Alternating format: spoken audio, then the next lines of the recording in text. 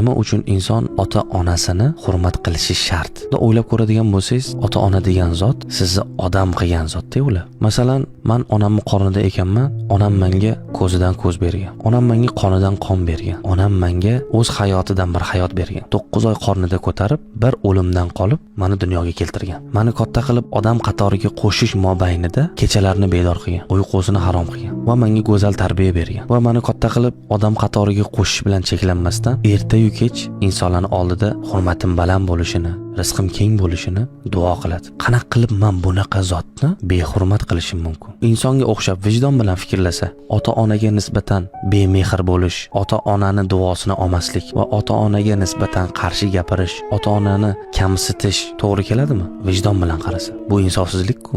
Masalan, oddiy bir inson sizga 10 ming dollar bersa, shunchakidan shunchaki, hech qachon unutmaysiz uni. Ko'rganda "Assalomu alaykum" deb kerak bo'lsa egilibroq so'rashasiz. Siz qanaqa qilib shu darajaga yetkazgan ota-onani qadrini bilmasligingiz mumkin? Qanaqa qilib sizga ko'zidan ko'z bergan, qonidan qon bergan, jonidan jon bergan, hayotidan bir hayot berib, dunyoga keltirib, odam qatoriga qo'shib, siz nechiga kirishingizdan qat'iy nazar orqangizda duogo'y bo'lib turgan insonni qanaqa qilib hurmatsiz qilishingiz mumkin? Bu odamgarchilikka teskari narsa. Shuning uchun ham ota-onani duosini olmagan odam, ota-onani xizmatini qilmagan odam hech qachon bir ikki bo'lmaydi. Balki ishi yurmayotgan, muammodan bosh chiqmayapti. Nima uchun inson ota-onasini hurmat qilishi shart?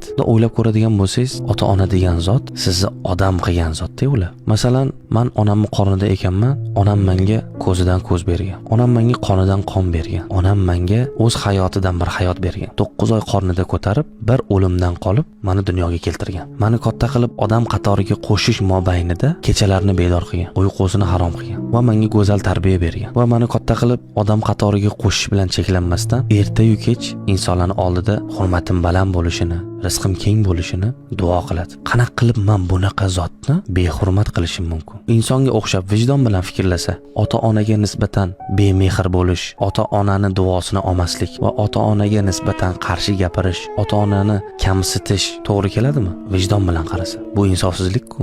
Masalan, oddiy bir inson sizga 10 ming dollar bersa, shunchakidan shunchaki, hech qachon unutmaysiz uni. Ko'rganda "Assalomu alaykum" deb kerak bo'lsa egilibroq so'rashasiz. Siz qanaqa qilib shu darajaga yetkazgan ota-onani qadrini bilmasligingiz mumkin? Qanaqa qilib sizga ko'zidan ko'z bergan, qonidan qon bergan, jonidan jon bergan, hayotidan bir hayot berib, dunyoga keltirib, odam qatoriga qo'shib, siz nechiga kirishingizdan qat'iy nazar orqangizda duogo'y bo'lib turgan insonni qanaqa qilib hurmatsiz qilishingiz mumkin? Bu odamgarchilikka teskari narsa. Shuning uchun ham ota-onani duosini olmagan odam, ota-onani xizmatini qilmagan odam hech qachon bir ikki bo'lmaydi. Balki ishi yurmayotgan, muammodan bosh chiqmayapti.